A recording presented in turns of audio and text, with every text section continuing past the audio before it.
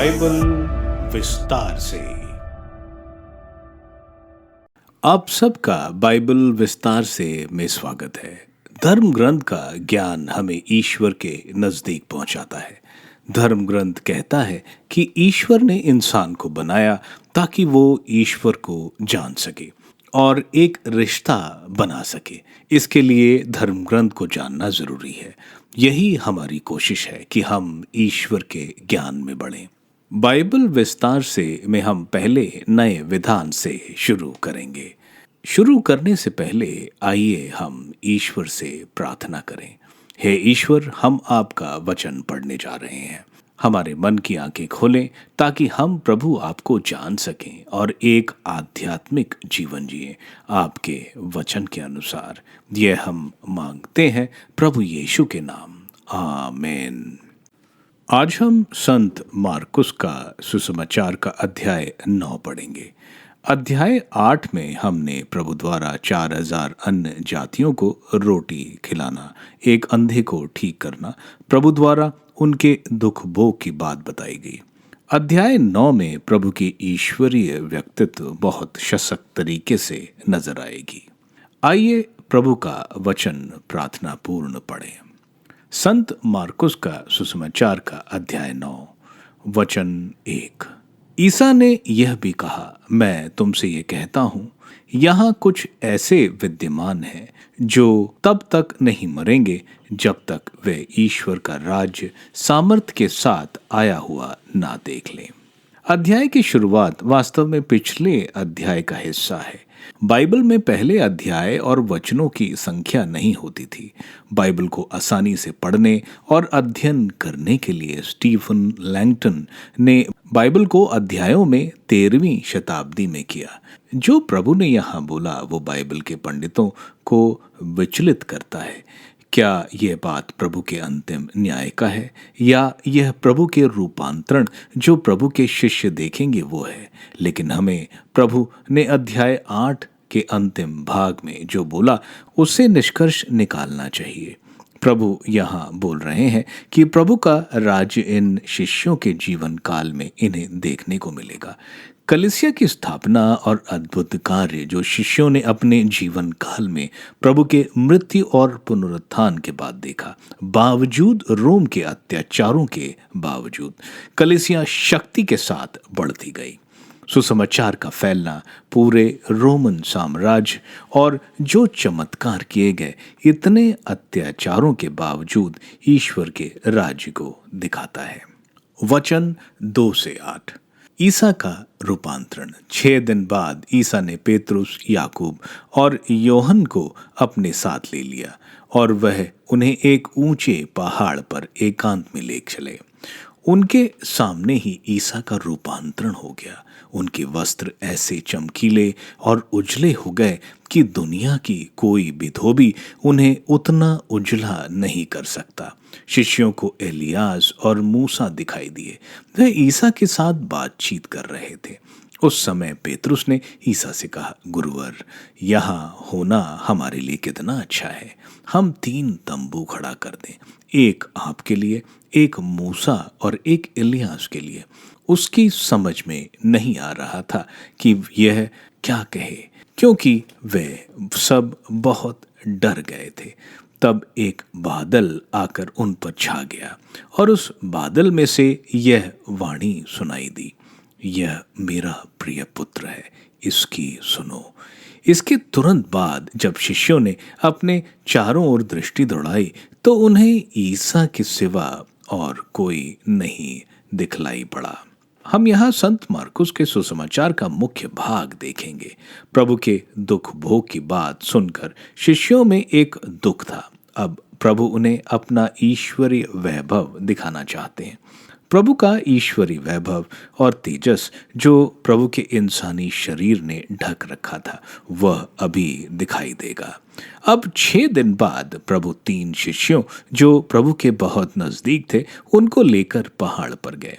माना जाता है ये माउंट हर्मन है क्योंकि प्रभु के शिष्य इस इलाके में थे।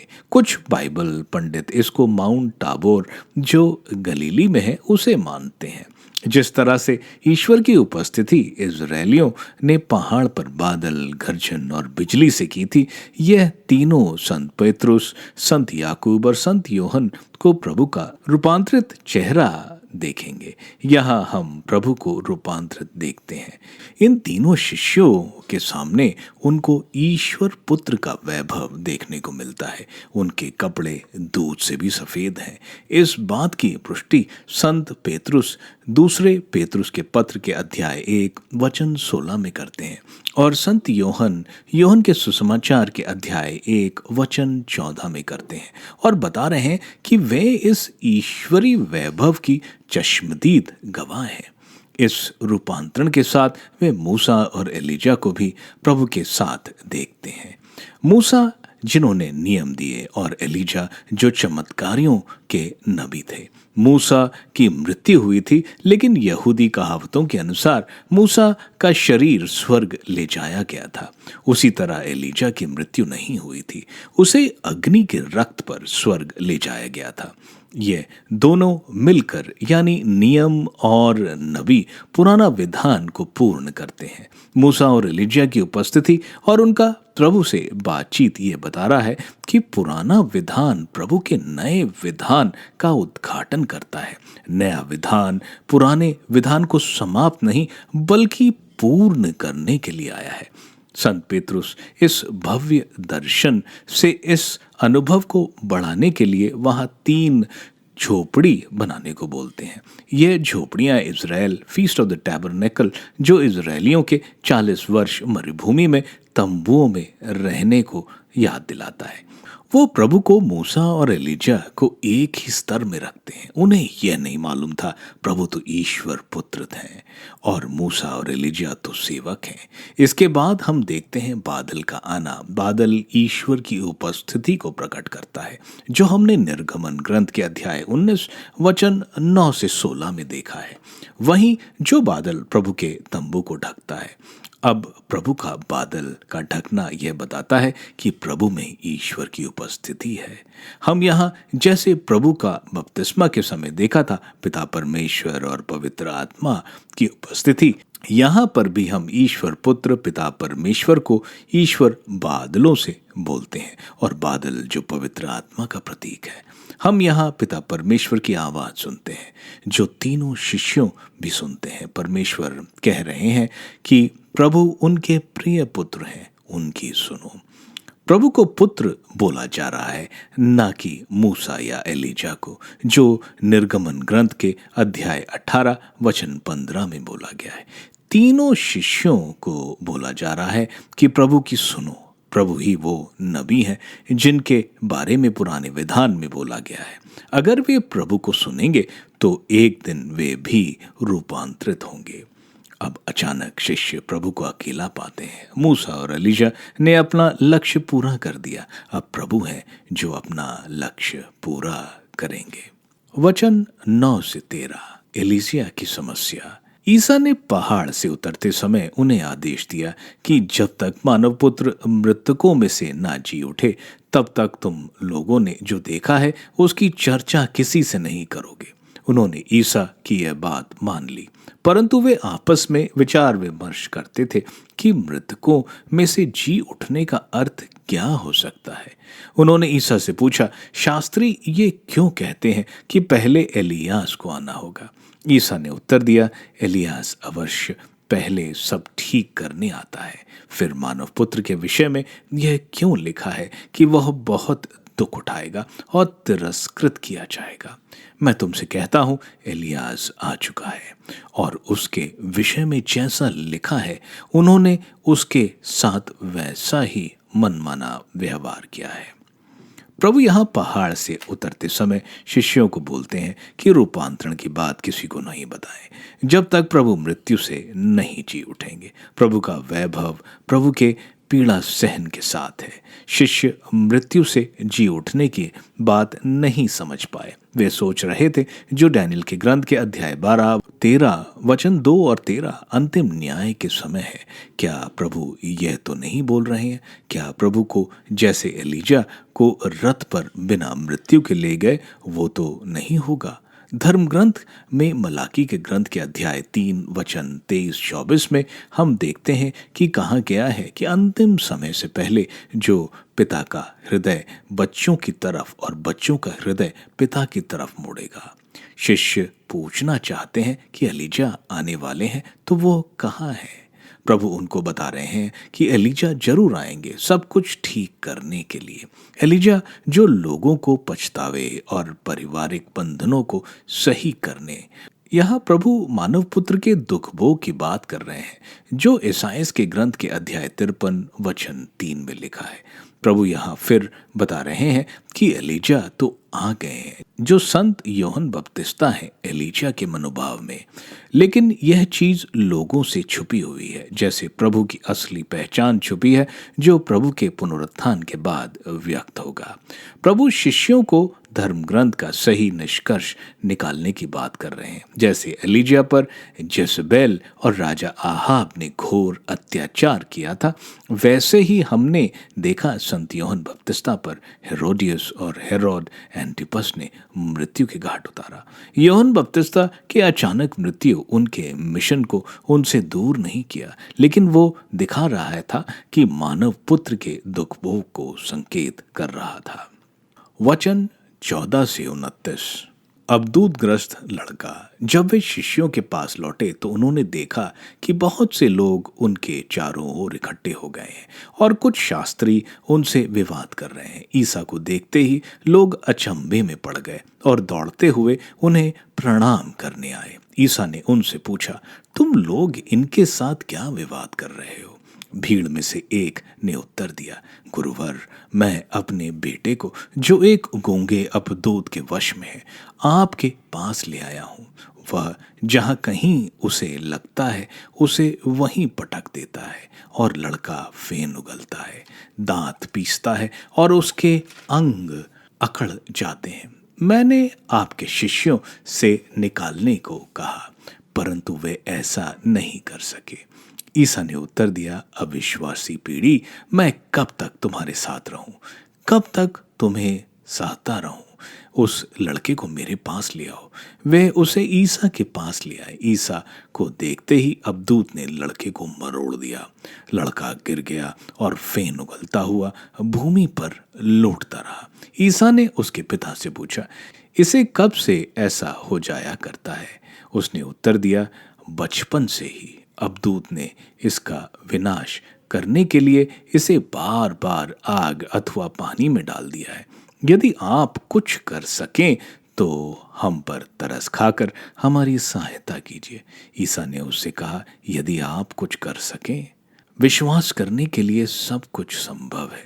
इस पर लड़के के पिता ने पुकार कर कहा, मैं विश्वास करता हूँ, मेरे अल्प विश्वास की कमी पूरी कीजिए।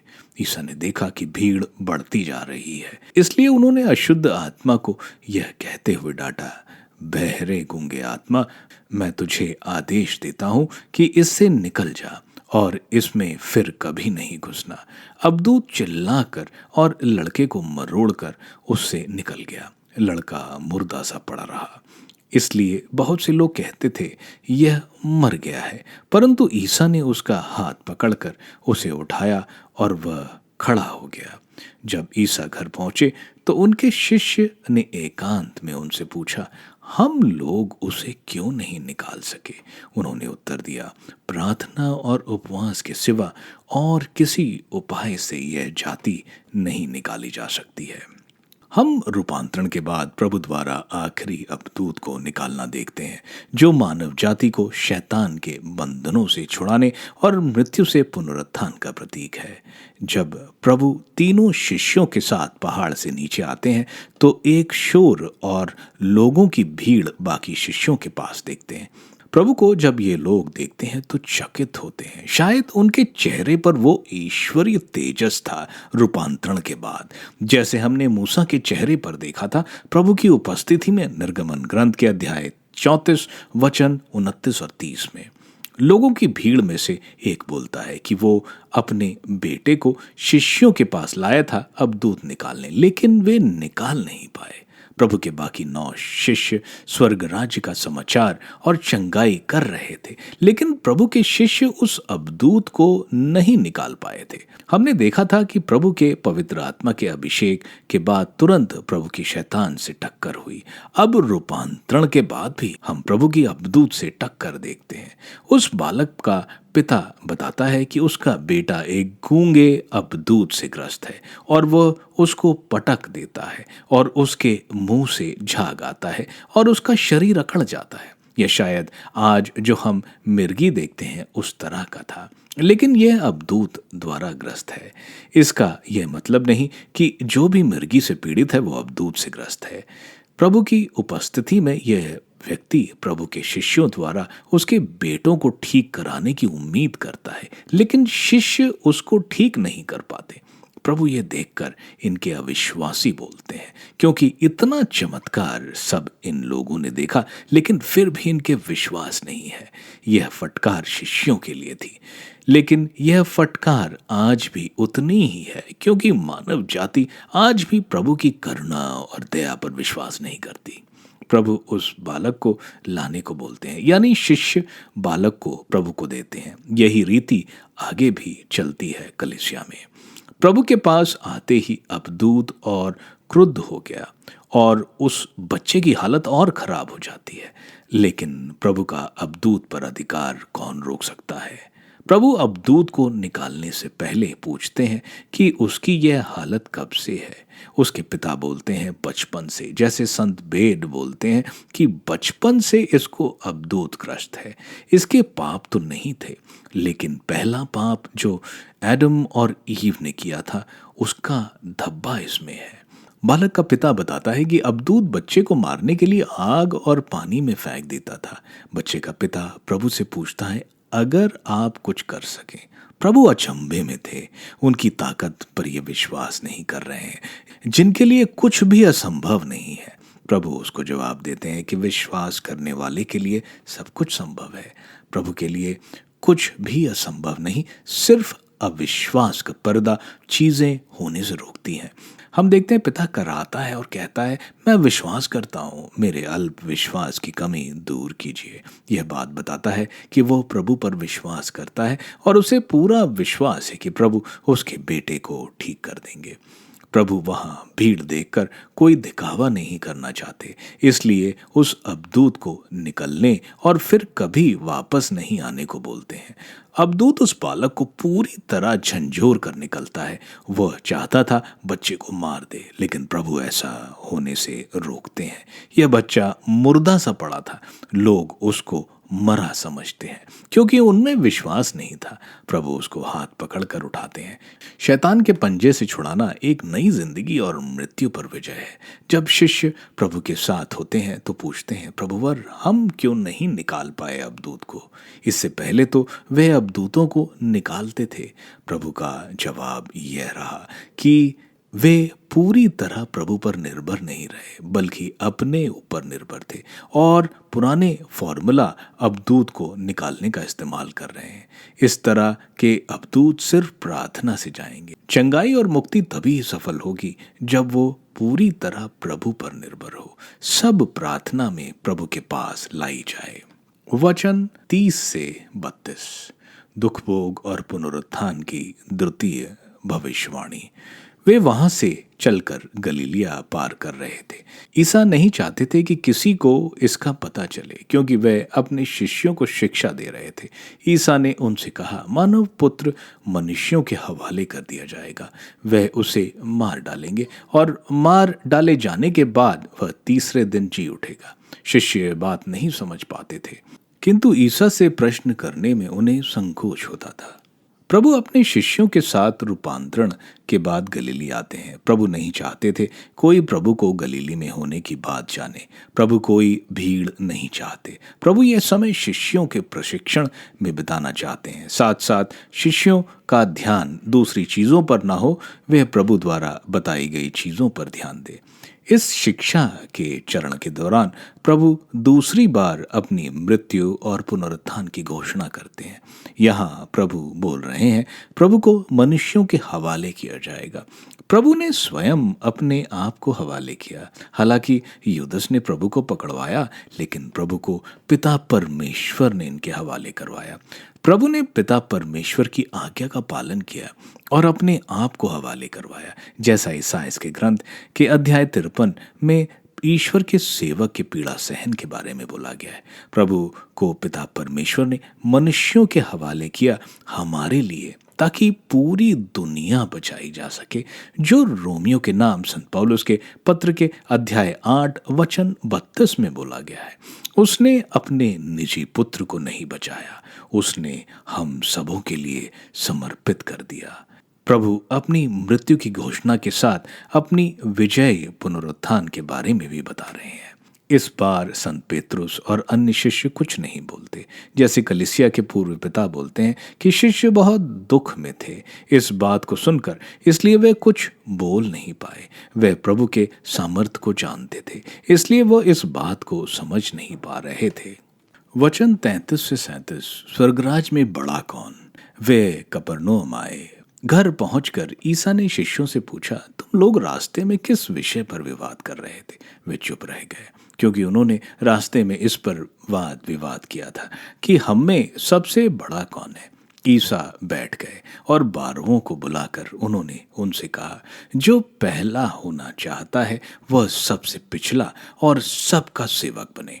उन्होंने एक बालक को शिष्यों के बीच खड़ा कर दिया और उसे गले लगाकर उनसे कहा, जो मेरे नाम पर इन बालकों में से किसी एक का भी स्वागत करता है वह मेरा स्वागत करता है, और जो मेरा स्वागत करता है वो मेरा नहीं बल्कि उसका स्वागत करता है जिसने मुझे भेजा है। हम यहाँ देखते हैं प्रभु शिष्यों के साथ आखिरी बार कफरनहूम पहुँचते हैं। वहाँ प्रभु संत पेतरुस और संत एंद्रुस के घर पर रुकते हैं। प्रभु के साथ रूपांतरण के समय 3 शिष्य थे, इसलिए अब सारे शिष्यों के बीच में विवाद चल रहा था कि कौन बड़ा है।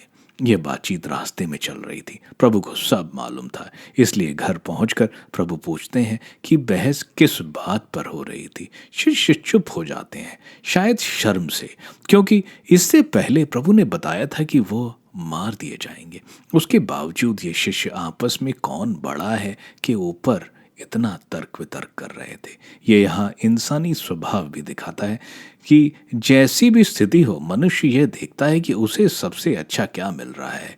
प्रभु बैठ जाते हैं। इज़राइल में राबी कुछ महत्वपूर्ण शिक्षा देते हैं तो वो बैठ कर देखते हैं। यहाँ प्रभु बैठ जाते हैं और शिष्य उनके चारों तरफ बैठते हैं। प्रभु बोलते हैं, जो पहला होना चाहता है वो सबसे पिछला हो और सबका सेवक बने। यह शिक्षा उनके लिए बहुत अलग लगी। उस समय में हर कोई बड़ा होना चाहता था, दूसरे उसकी इज्जत करें, उसकी सेवा करें। प्रभु स्वर्ग राज का मनोभाव बता रहे हैं, जहां वो श्रेष्ठ है जो अपने आप को अपने कार्यों और व्यवहार में अपने को छोटा समझता है। प्रभु की शिक्षाएं बहुत प्रभावशाली तरीके से प्रभु बोलते हैं, जैसे अगर बड़ा बनना चाहते हो तो छोटा बनो, अगर जीना चाहते हो तो पहले मरो। संत अगस्टिन बोलते हैं, हम पेड़ को देखें, वो पहले विनम्रता से नीचे जाता है, यानी उसकी जड़ पकड़ता है, और उसकी यह विनम्रता उसे ऊपर एक बड़ा पेड़ बनाता है। यह क्रिस्तीय शैली शुरू के समय में लोगों पर बहुत प्रभाव लाती थी। जैसे संत पौलुस ने फिलिपियों के नाम पत्र के अध्याय 2 वचन 3, अपने स्वार्थ के लिए कुछ मत करो, वरन विनम्र बनो और दूसरों को अपने से महत्वपूर्ण समझो। प्रभु यहाँ एक बच्चे को लेते हैं इस बात को समझाने के लिए। आजकल के समय में बच्चों को बहुत प्यार से देखा जाता है, लेकिन उस समय बच्चे निस्सहाय होते थे। इतनी बीमारियां होती थी कि उनका बचना ही मुश्किल होता था। यह हमेशा दूसरे पर निर्भर रहते थे। बच्चों को किसी के पैसे आदि की परवाह नहीं होती, वह हमेशा अपने माता पिता को खुश रखना चाहते हैं। इसलिए एक बच्चे की तरह विनम्र, आज्ञाकारी, दूसरों को देने वाला और पूरी तरह ईश्वर पर निर्भर। दुनिया और स्वर्ग राज्य में श्रेष्ठ होना, दोनों का मनोभाव बिल्कुल विपरीत है। प्रभु यहाँ छोटे बच्चों को, जो समाज में पिछड़े लोग हैं, उनसे तुलना कर रहे हैं। इसलिए इनका ख्याल रखना जरूरी है, जो अपनी जरूरतें नहीं पूरी कर सकते। प्रभु यहाँ बोल रहे हैं, जैसा हम उनका ख्याल रखते हैं, मानो हम प्रभु का ख्याल रखते हैं। प्रभु को जो स्वीकार करता है वह पिता परमेश्वर को स्वीकार करता है। बिना प्रभु को स्वीकार किए पिता परमेश्वर उसको स्वीकार नहीं करते। वचन 48 से 41। उदारता। यूहन्ना ने उनसे कहा, गुरुवर, हमने किसी को आपके नाम लेकर अबदूतों को निकालने देखा और हमने उसे रोकने की चेष्टा की, क्योंकि वह हमारे साथ नहीं चलता। परंतु ईसा ने उत्तर दिया, उसे मत रोको, क्योंकि कोई ऐसा नहीं जो मेरे नाम लेकर चमत्कार दिखाए और बाद में मेरी निंदा करे। जो हमारे विरुद्ध नहीं है वह हमारे साथ ही है। मसीह के शिष्यों का उपकार। जो तुम्हें एक प्याला पानी इसलिए पिलाएगा कि तुम मसीह के शिष्य हो, तो मैं तुम्हें विश्वास दिलाता हूं कि वह अपने पुरस्कार से वंचित नहीं रहेगा। यहाँ हम देखते हैं एक व्यक्ति जो शिष्यों के बीच का नहीं था, वह प्रभु के नाम पर अबदूत निकाल रहा है। शिष्यों को जलन हो रही थी, शायद क्योंकि वह चाहते थे कि सारी शिक्षा उन्हीं लोगों से मिले। दूसरा शिष्य अबदूत निकाल नहीं पाए और यह अबदूत निकाल रहा है। यह शिकायत जैसे जोशुआ ने मूसा को की थी, जब एल्दाद और मेमदाद को भी भविष्यवाणी का अभिषेक मिला, जब वे मूसा के साथ नहीं थे। उस वक्त मूसा जोशुआ को बोलते हैं कि क्या तुम्हें जलन हो रही है। हम प्रेरित चरित के अध्याय 19 वचन 13 से 16 में देखते हैं, जो कुछ लोग अबदूतों को नहीं निकाल पाए क्योंकि वह इसको जादू के फॉर्मूले के तौर पर इस्तेमाल कर रहे थे, इसलिए उन्हें बुरी तरह बेइज्जती का सामना करना पड़ा। वहीं यह मनुष्य प्रभु यीशु पर पूरे भरोसे पर अबदूत निकाल रहा है, इसलिए वह सफल था। प्रभु शिष्यों को बोलते हैं, दूसरों को रोको नहीं, स्वीकारो जो प्रभु का नाम लेते हैं। जैसे संत पौलुस बोलते हैं फिलिपियों के नाम पत्र के अध्याय 1 वचन 15 से 18 में कि कुछ लोग प्रभु को ईर्ष्या या प्रतियोगिता में घोषित करते हैं। क्या फर्क पड़ता है, घोषित तो प्रभु यीशु हो रहे हैं, इसलिए मैं उल्लासित होता हूँ।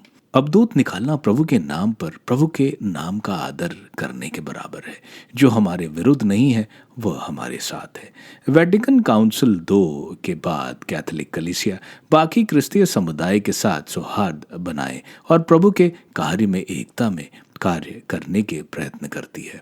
एक दूसरे की इज्जत कर प्रभु के सुसमाचार को फैलाना मुख्य उद्देश्य है और उन पर प्रभु की कृपा देखकर हमें उल्लासित होना चाहिए। आगे प्रभु बोल रहे हैं कि दया और कार्य भले वो छोटे ही क्यों ना हो, उनको प्रभु पुरस्कार देंगे। इसी तरह प्रभु की कलीसिया के छोटे से छोटे व्यक्ति को जिसने मदद की है, उसे प्रभु जरूर पुरस्कार देंगे। वचन 42 से 48। बुरा उदाहरण। जो इन विश्वास करने वाले नन्हों में से किसी एक के लिए भी पाप का कारण बनता है, उसके लिए अच्छा यही होता कि उसके गले में चक्की का पाट बांधा जाता और वो समुद्र में फेंक दिया जाता। और यदि तुम्हारा हाथ तुम्हारे लिए पाप का कारण बनता है तो उसे काट डालो। अच्छा यही है कि तुम लूले होकर ही जीवन में प्रवेश करो, किंतु दोनों हाथ के रहते नरक की ना बुझने वाली आग में ना डाले जाओ।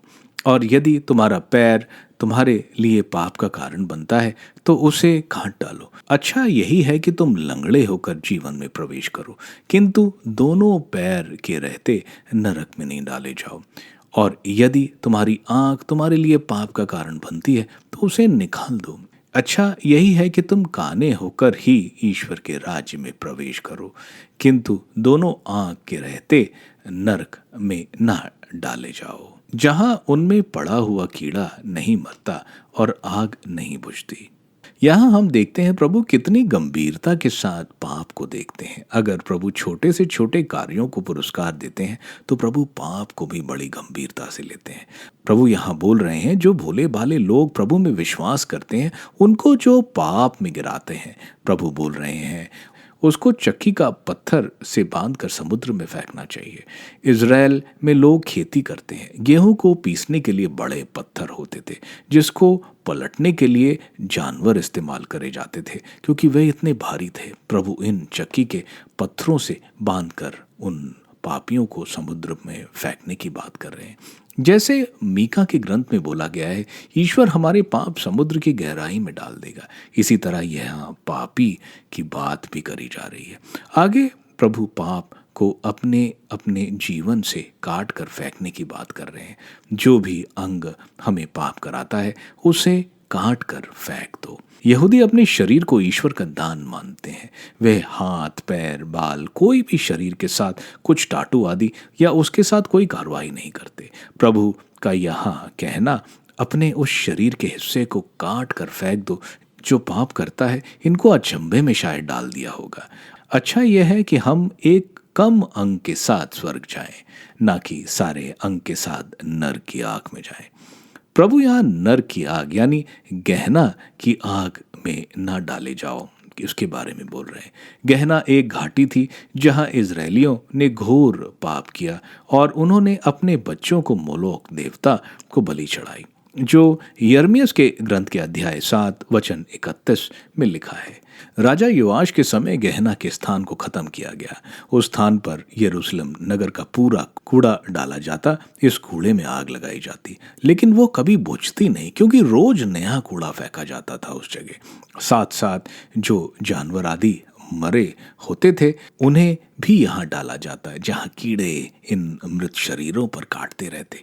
यह एक तरह से नरक को बताता है, जहाँ आग बुझती नहीं और कीड़े मरते नहीं, जैसे ईसाइयाह के ग्रंथ के अध्याय 66 वचन 24 में बोला गया है। कैथोलिक चर्च की शिक्षा 1035 में नरक और उसकी अनंत काल तक बने रहने की बात कही गई है। कलीसिया मानती है कि जो भी प्राणघाती यानी मॉर्टल पाप में गिरा है और उसकी मृत्यु होती है तो वह नरक में जाता है और नरक की आग की सजा पाता है।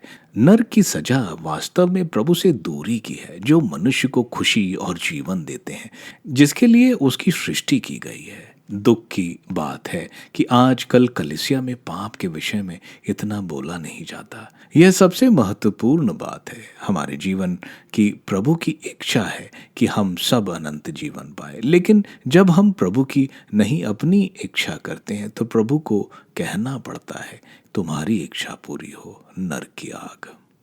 वचन 49 और 50। क्योंकि हर व्यक्ति आग रूपी नमक द्वारा रक्षित किया जाएगा। नमक अच्छी चीज है, किंतु यदि वह फीका पड़ जाए तो तुम उसे किससे छौंकोगे? अपने में नमक बनाए रखो और आपस में मेल रखो।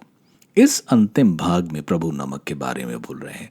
नमक खराब होने से बचाने और स्वाद बढ़ाने के लिए होता है। यहाँ प्रभु 3 चीजें बोल रहे हैं। पुराने विधान में मंदिर की बलि में नमक जरूरी होता था। यही बात निर्गमन ग्रंथ के अध्याय 35 वचन 24 में बोला गया है। आगे सब लोगों के काम अग्नि द्वारा परीक्षण किया जाएगा, जिसके ऊपर हमारा न्याय निर्भर करेगा, जो संत लूकस के सुसमाचार के अध्याय 16 वचन 23-24 में बोला गया है। और पहले कुरिन्थियों के नाम संत पौलुस के पत्र के अध्याय 3 वचन 13 से 15 में बोला गया है। दूसरी बात जो प्रभु बोल रहे हैं, जो हम संत मती के सुसमाचार के अध्याय 5 वचन 13 में देखते हैं और संत लूकस के सुसमाचार के अध्याय 14 वचन 34 से 35 में देखते हैं। यहाँ प्रभु बोल रहे हैं कि ऐसा हो सकता है कि नमक अपना स्वाद खो दे। प्रभु अपने शिष्यों को बोल रहे हैं कि साधारण क्रिश्चियन ना बनो, बल्कि उनमें एक अग्नि होनी चाहिए और नम्रता और आत्मत्याग। प्रभु की शिक्षाएं के अनुसार वो चलें ताकि एक अच्छा उदाहरण दे सके। अंत में प्रभु बोल रहे हैं कि अपने में शांति का नमक रखो, सबसे मेल में रहो। मेल का मतलब किसी से कोई मनमुटाव नहीं हो। नमक एक तरह से प्रज्ञा को भी बोलता है कि हम जो भी बोलें सोच के बोलें, कहीं हम दूसरे को चोट ना पहुंचाएं। इसलिए हमें प्रभु के लिए एक प्यास सबके हृदय में फैलाना चाहिए ताकि लोग प्रभु की ओर आएं। आप सबका बाइबल विस्तार से सुनने के लिए धन्यवाद। प्रभु का वचन आपको बहुत आशीष देगा। यह पठन हम हर हफ्ते बुधवार और शनिवार को करेंगे। मैं आप सबसे विनती करता हूं कि आप इसको दूसरों को शेयर करें। प्रभु का वचन स्वयं प्रभु यीशु है। इनको शेयर करने वालों को ईश्वर की आशीष जरूर प्राप्त होगी। मैं आप सबका अगले एपिसोड में बेसब्री से इंतजार करूंगा। धन्यवाद।